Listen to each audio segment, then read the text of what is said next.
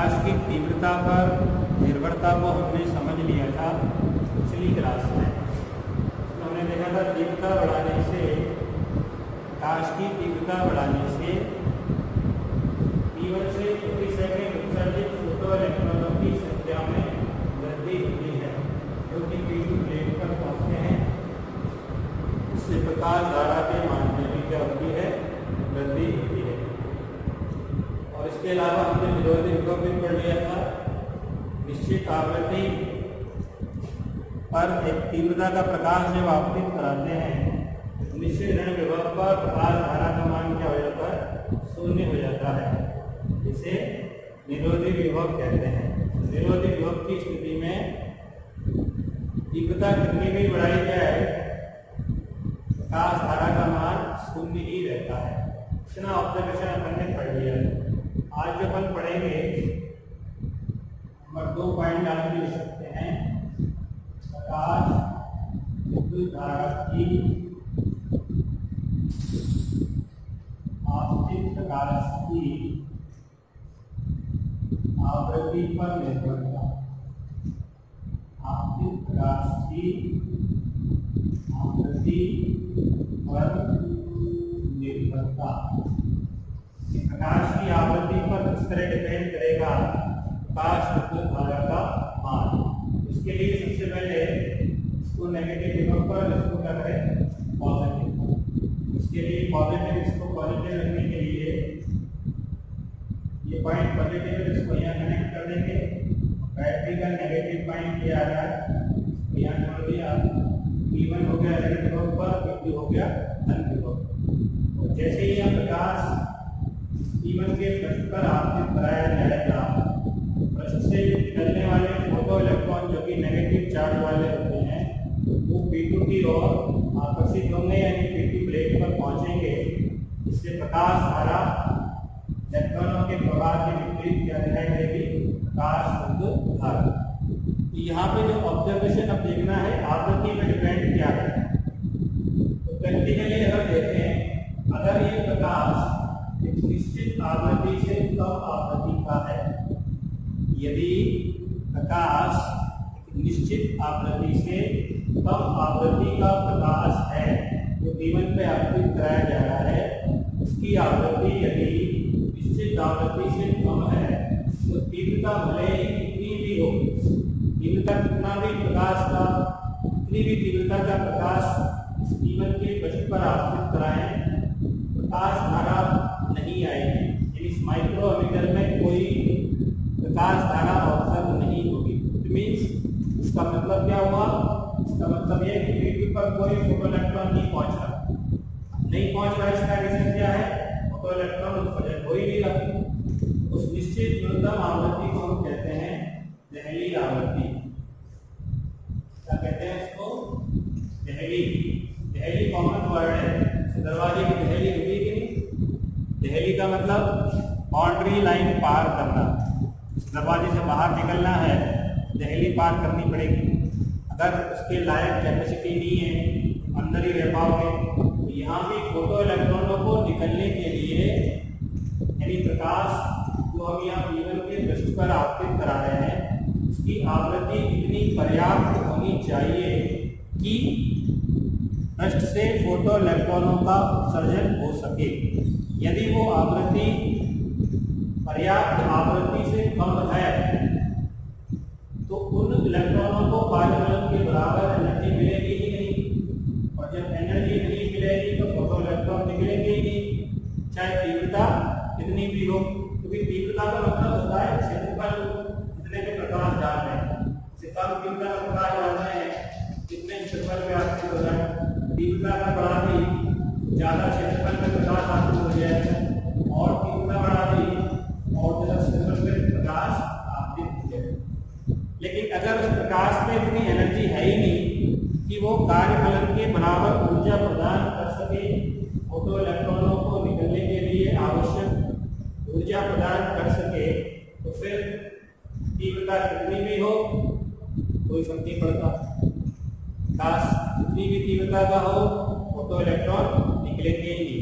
क्योंकि निकलने के लिए, जैसे मैंने पहले भी बताया, बाहर निकलने के लिए आवश्यक न्यूनतम न्यूनतम ऊर्जा होती है कार्यफलन।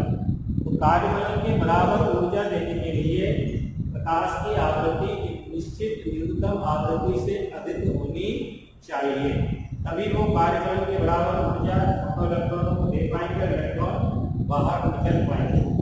निश्चित न्यूनतम आवृत्ति को क्या कहा जाता है? पहली आवृत्ति।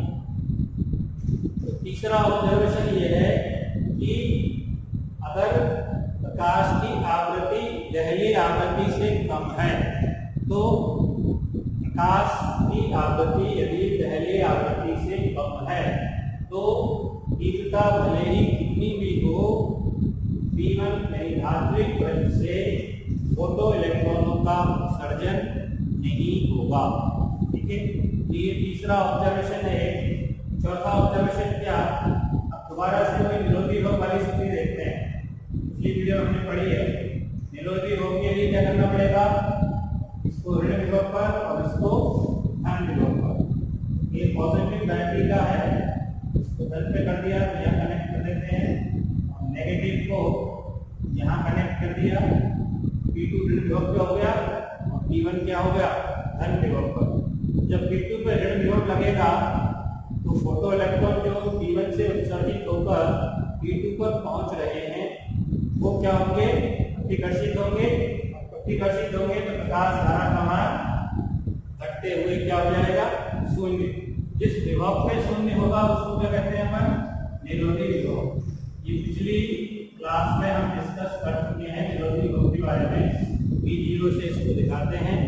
निरोधी विभव को विभव जिस पर सारे फोटो इलेक्ट्रॉन प्रतिकर्षित होकर रुक जाते हैं, P2 पर नहीं पहुंच पाते, प्रकाश धारा का मान शून्य हो जाता है, उसको कहते हैं निरोधी विभव।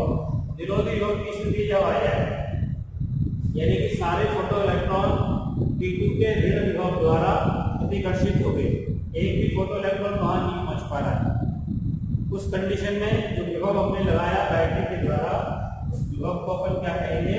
निरोधी विभव। निरोधी विभव की स्थिति में जब हम प्रकाश की तीव्रता बढ़ाते हैं तो प्रकाश धारा के मान पे कोई फर्क नहीं पड़ता। ये पिछली क्लास में डिस्कस कर चुके हैं। चाहे कम तीव्रता का प्रकाश हो या ज्यादा तीव्रता का प्रकाश हो, निरोधी विभव का मान एक ही होता है। ठीक है ना?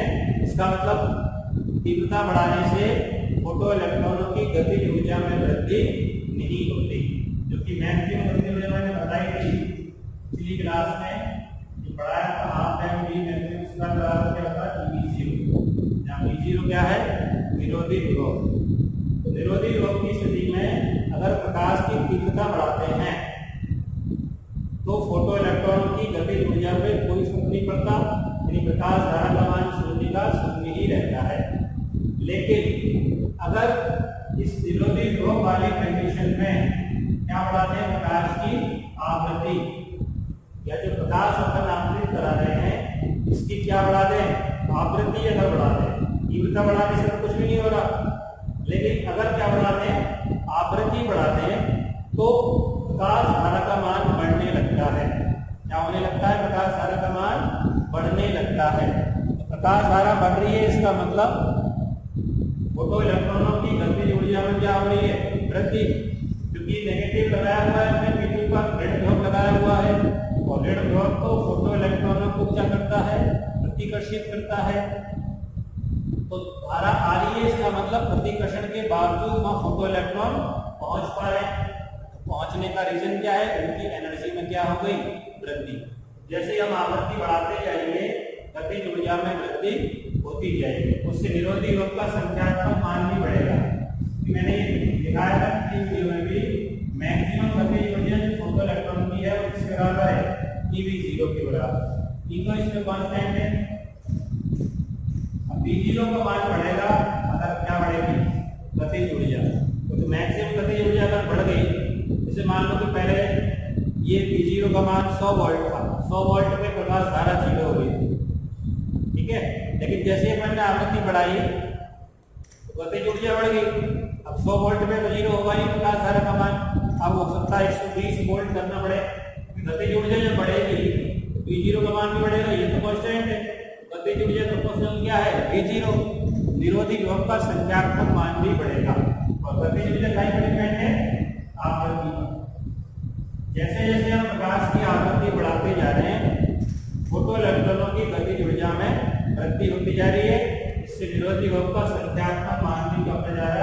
बढ़ता जाता है। उसका हमें ग्राफ बना सकते हैं यहाँ पे। इसमें ग्राफ बनाना है आवृत्ति, आपतित प्रकाश की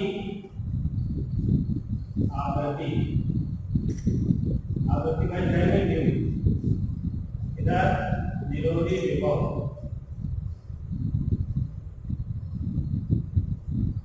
दिखाएंगे V0। आवृत्ति पर किससे डिपेंड करेगा? तो जैसे जैसे आवृत्ति बढ़ती जाएगी, स्टार्ट कहां से होगा? U का मान स्टार्टिंग U0, U0 का मतलब है पहली आवृत्ति।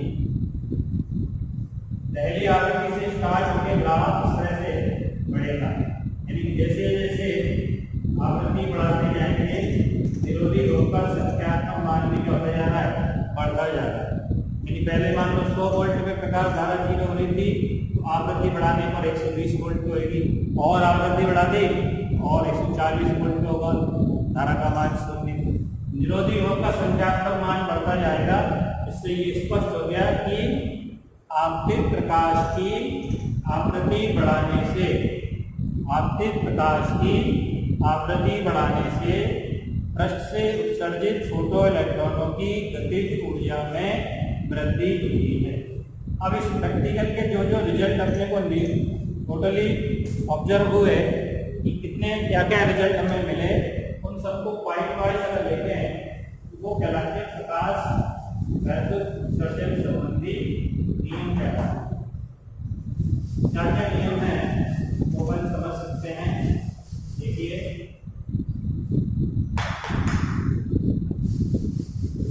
क्या क्या पॉइंट रिजल्ट हमने निकले, सब पॉइंट को पॉइंट वाइज लिखते जाएं, नंबर 1, नंबर 2, नंबर 3 करके। पिछली क्लास के ऑब्जर्वेशन, इस क्लास में जो आज पढ़ा, उन सब ऑब्जर्वेशन को मिला दें, वो कहलाते हैं प्रकाश वैद्युत उत्सर्जन संबंधी नियम। प्रकाश वैद्युत उत्सर्जन संबंधी नियम हम पढ़ेंगे यहाँ पर।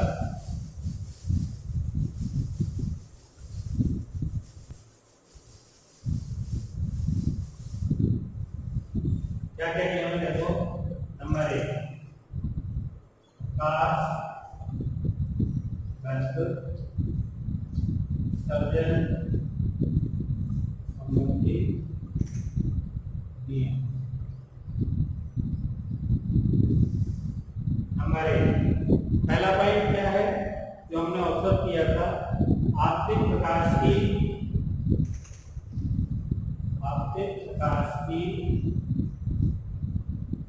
तीव्रता बढ़ाने पर,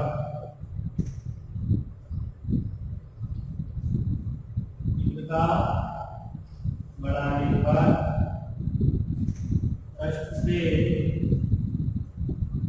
प्रति सेकंड उत्सर्जित फोटो इलेक्ट्रॉनों की संख्या में वृद्धि हुई है। पहला ऑब्जर्वेशन क्या है? आपतित प्रकाश की तीव्रता बढ़ाने पर। प्रैक्टिकल से जो अपने को ऑब्जर्वेशन मिले हैं, प्रेक्षण जो प्राप्त हुए हैं, उनको अपन पॉइंट वाइज लिख रहे हैं। पहला क्या है? आपतित प्रकाश की तीव्रता अगर बढ़ाते हैं, प्रति सेकंड उत्सर्जित फोटो इलेक्ट्रॉनों की संख्या में वृद्धि होती है। दूसरा, प्रकाश की तीव्रता बढ़ाने से, प्रकाश की तीव्रता बढ़ाने से फोटो इलेक्ट्रॉनों की, जो इलेक्ट्रॉन जो उत्सर्जित होते हैं, गतिज ऊर्जा नहीं बढ़ती। पिछली क्लास में हमने डिस्कस किया था कि जब प्रकाश धारा का मान 0 हो जाता है, यानी सारे फोटो इलेक्ट्रॉन जब प्रतिकर्षित हो जाते हैं निरोधी विभव की स्थिति में, तब हमने तीव्रता बढ़ाई। तीव्रता बढ़ाने से गतिज ऊर्जा नहीं बढ़ी, यानी कि प्रकाश धारा के मान में कोई फर्क नहीं पड़ा, 0 का 0 ही रहा। तो इसका मतलब फोटो इलेक्ट्रॉनों की गतिज ऊर्जा नहीं बढ़ती। दूसरा क्या है? प्रकाश की आवृत्ति जो हम आपने करा रहे हैं,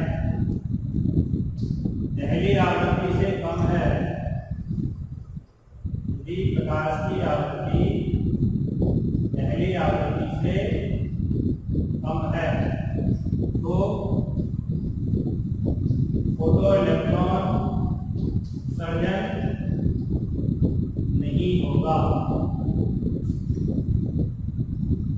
चाहे जितना व्यवहार लगा ले, चाहे जितनी प्रकाश की तीव्रता बढ़ा ले, अगर आवृत्ति पहली आवृत्ति से कम है, फोटो इलेक्ट्रॉन का उत्सर्जन कतई नहीं होगा किसी भी स्थिति में। यानी कि अगर उत्सर्जन चाहते हो, पहली आवृत्ति से अधिक आवृत्ति का प्रकाश होना चाहिए। चौथा पॉइंट, प्रकाश की आवृत्ति बढ़ाने पर उत्सर्जित फोटो इलेक्ट्रॉनों की गतिज ऊर्जा में वृद्धि होती है। उत्सर्जित फोटो इलेक्ट्रॉनों की गतिज ऊर्जा में क्या होती है? वृद्धि होती है।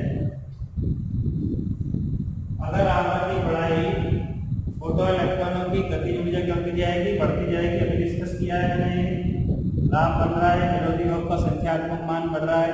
इसका मतलब अधिकतम गतिज ऊर्जा जो फोटो इलेक्ट्रॉनों की होती है वो आवृत्ति बढ़ाने के साथ बढ़ती है। 4 ऑब्जर्वेशन की हो गए, और एक 5वां ऑब्जर्वेशन जो है प्रैक्टिकली डिस्कस नहीं कर सकते, लेकिन एक लिख सकते हैं, अध्ययन वो भी है, ऑब्जर्वेशन है कि अगर प्रकाश पहली आवृत्ति से अधिक आवृत्ति का है, यदि धात्विक पृष्ठ पर आपतित प्रकाश पहली आवृत्ति से अधिक आवृत्ति का है, तो फोटो इलेक्ट्रॉन के उत्सर्जन में कोई समय पश्चता नहीं होगी। समय पश्चता मतलब टाइम लैग, यानी कि लेट कभी भी नहीं। जैसे ही तुमने प्रकाश धात्विक पृष्ठ पर डाला, तुरंत 10⁻⁸ सेकंड का समय होता है, जो कि परमाणु के उत्तेजन का समय होता है, अपन जानते हैं। तो 10⁻⁸ सेकंड में ही फोटो इलेक्ट्रॉन उत्सर्जन हो जाएगा। जैसे ही प्रकाश डाला, तो ऐसा नहीं है कि प्रकाश डालो फिर थोड़ी देर इंतजार करो कि अब आए, ऐसा नहीं है। अगर पहली आवृत्ति से अधिक आवृत्ति का प्रकाश है तो फोटो इलेक्ट्रॉन का उत्सर्जन तुरंत होगा, बिना किसी टाइम लैग के, बिना किसी समय पश्चाता के। और अगर पहली आवृत्ति से कम आवृत्ति का प्रकाश है तो फिर बैठे रहो, महीना भर तक भी फोटो इलेक्ट्रॉन उत्सर्जन कतई नहीं होगा। जो दूसरा पॉइंट कह रहा है तुम्हारा, पहली आवृत्ति से कम है तो उत्सर्जन होगा ही नहीं। 5वां पॉइंट क्या है? यदि पहली आवृत्ति से अधिक आवृत्ति का प्रकाश है तो फोटो इलेक्ट्रॉन का उत्सर्जन तुरंत होगा। तुरंत माने कोई समय नहीं लगेगा, बिना किसी समय पश्चता के उत्सर्जन हो जाएगा। बिल्कुल भी देर नहीं लगेगी, 10⁻⁸ सेकंड में ही फोटो इलेक्ट्रॉन धात्विक पृष्ठ से उत्सर्जित हो जाएंगे। अब ये जो 5वां पॉइंट के रूप में मैंने उत्सर्जन संबंधी नियम लिखे हैं, जो कि प्रैक्टिकली ऑब्जर्वेशन से प्राप्त होते हैं, इसी के दिए गए बनाए गए नियम नहीं है, केवल प्रैक्टिकल में जो हमें ज्ञात हुआ वही है। इन ऑब्जर्वेशन को समझाने के लिए चिरसम्मत सिद्धांत जो है वो विफल है। क्योंकि स्टार्ट अपन ने जब किया तब से यही बताया है कि क्वांटम सिद्धांत का विकास क्यों हुआ, क्योंकि चिरसम्मत सिद्धांत फेल है। अब प्रश्निका के विकिरण उत्सर्जन को समझाने के लिए भी चिरसम्मत सिद्धांत फेल था, क्योंकि चिरसम्मत सिद्धांत के आधार पर हमने 2 नियम समझाए थे, एक बीन का नियम, एक रेले जीन्स का नियम। दोनों आधे भाग के लिए यथार्थ थे, इसीलिए हमने क्वांटम सिद्धांत के आधार पर दिए गए प्लांक के विकिरण नियम का यूज करके कृष्णिका के संपूर्ण विकिरण उत्सर्जन को समझाया। प्लांक का एक विकिरण सूत्र हमने स्थापित किया, उसके आधार पर हमने दोनों पार्ट यानी कि निम्न तरंग दैर्घ्य वाले विकिरण और उच्च तरंग दैर्घ्य वाले विकिरण दोनों को एक्सप्लेन किया। वहाँ भी चिरसम्मत सिद्धांत फेल था, और यहाँ जो प्रकाश विद्युत प्रभाव के जो प्रैक्टिकली ऑब्जर्वेशन है उनको समझाने में भी चिरसम्मत सिद्धांत क्या है? फेल है। तो यहाँ पे अपन हेडिंग लिख सकते हैं प्रकाश विद्युत व्याख्या में चित्सम्मत सिद्धांत की विफलता, चित्सम्मत सिद्धांत की या विफलता कह सकते हैं या असफलता कह सकते हैं। यानी यहाँ पर भी चित्सम्मत सिद्धांत कंप्लीटली फेल है कि वो प्रकाश विद्युत प्रभाव के प्रायोगिक परिणामों को एक्सप्लेन नहीं कर पा सकता।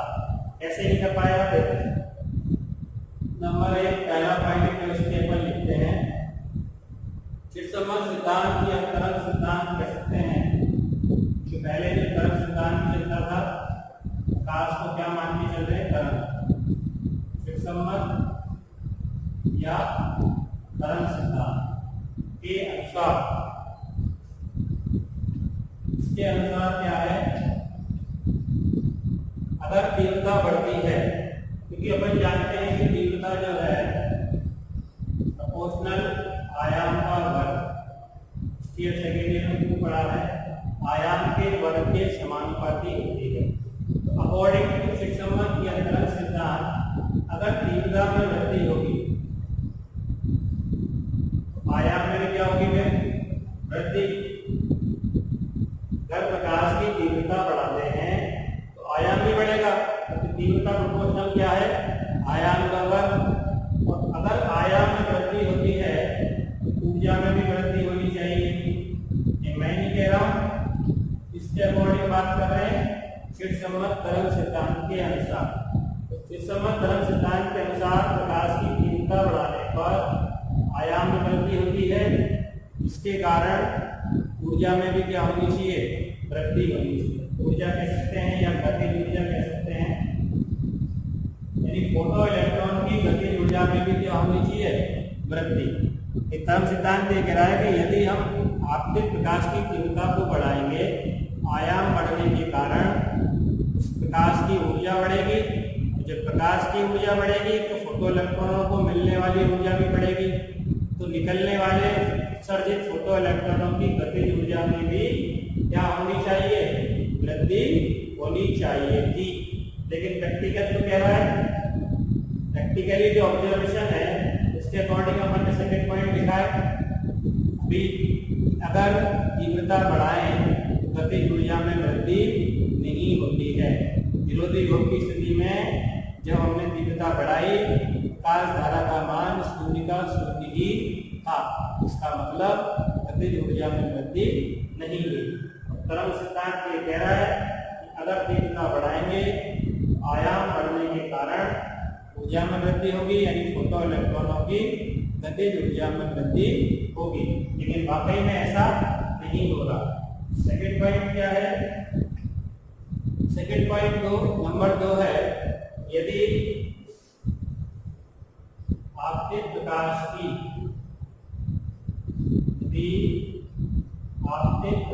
की तीव्रता पर्याप्त है तो आवृत्ति कितनी भी हो, आवृत्ति कितनी भी हो, फोटो इलेक्ट्रॉनों का सर्जन अवश्य होना चाहिए।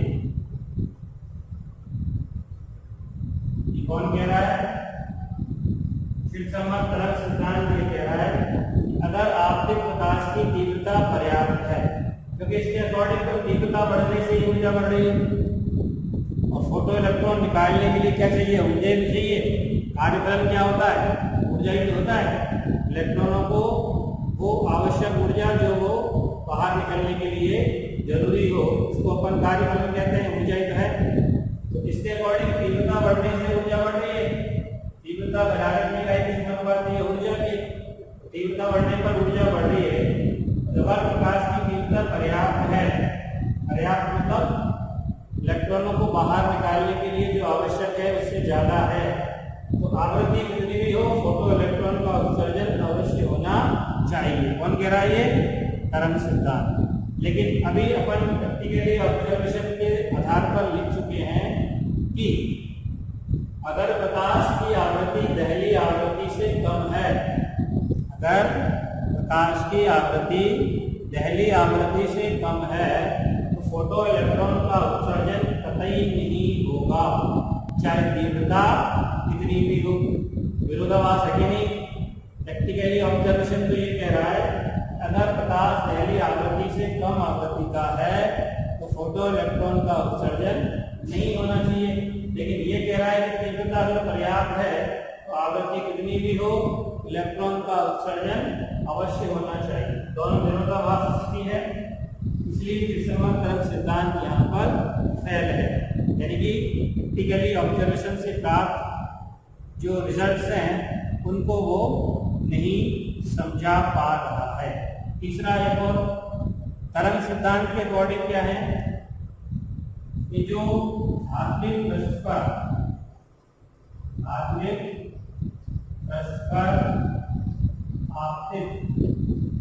प्रकाश की ऊर्जा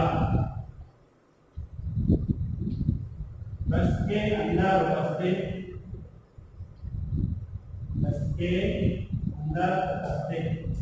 सभी मुक्त इलेक्ट्रॉनों में समान रूप से वितरित होती है।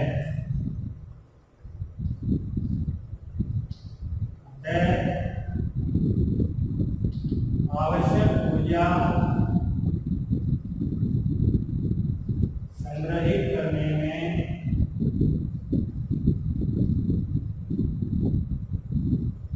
समय लगना चाहिए,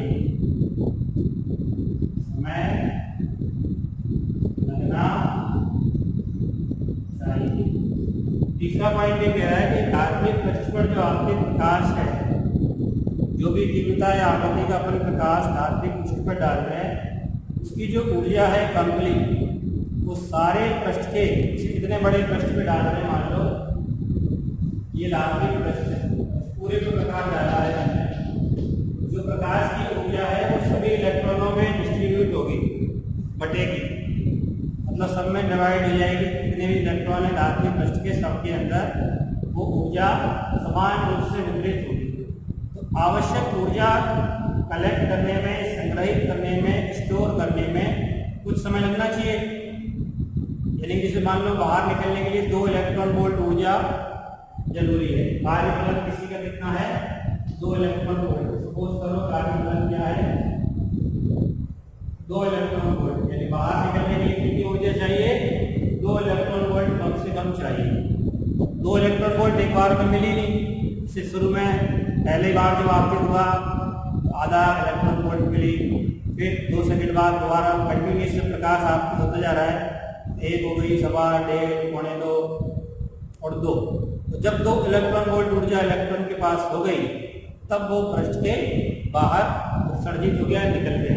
तो ये कह रहा है कि धात्विक पृष्ठ के बाहर निकलने के लिए जो आवश्यक ऊर्जा है उतनी ऊर्जा स्टोर करने में कुछ समय अवश्य लगना चाहिए। लेकिन जो अपन ने लास्ट पॉइंट देखा था 5वां प्रैक्टिकली ऑब्जर्वेशन का, नियमों का, उसके अकॉर्डिंग समय लगता ही नहीं, क्योंकि 5वां पॉइंट बताया है अगर धात्विक पृष्ठ पर आपतित प्रकाश की आवृत्ति दहली आवृत्ति से अधिक है तो समय लगता ही नहीं है। इसकी घात -8 सेकंड में ही फोटो इलेक्ट्रॉन का उत्सर्जन हो जाता है। इसमें कह रहा है कि समय लगना चाहिए, विरोधाभास स्थिति होगी ना। इसके अकॉर्डिंग तो वैसा है जैसे मान लो अपन जिम में जाते हैं, लाइन लगा के साहब सबको पहले लड्डू बांट दिया, फिर कचौड़ी, फिर समोसा, फिर भल्ले, फिर खीर-मोहन, रसगुल्ला, पूरी, सब्जी, दही, पनीर, उसके बाद में क्या कर स्टार्ट कर सकते हैं। समय लगा कि नहीं उसमें? ये भी ऐसे कह रहा है कि पृष्ठ पर आपके प्रकाश की ऊर्जा बटेगी तो सारे इलेक्ट्रॉनों में डिस्ट्रीब्यूट होगी, तो एनर्जी, आवश्यक एनर्जी कलेक्ट करने में, स्टोर करने में कुछ समय अवश्य लगना चाहिए, यानी थोड़ी देर बाद इलेक्ट्रॉन निकलने चाहिए, जबकि वास्तव में ऐसा नहीं है। 10⁻⁸ सेकंड में ही फोटो इलेक्ट्रॉन का उत्सर्जन हो जाता है। तो इस तरह से हमने 3 पॉइंट के रूप में एक्सप्लेन कर दिया प्रकाश विद्युत प्रवाह की व्याख्या में चिरसम्मत सिद्धांत फेल है। इसीलिए आवश्यकता किसकी पड़ेगी अब? क्वांटम सिद्धांत की। यानी इसको एक्सप्लेन करने के लिए भी हम इसका उपयोग करेंगे क्वांटम सिद्धांत का। ठीक है,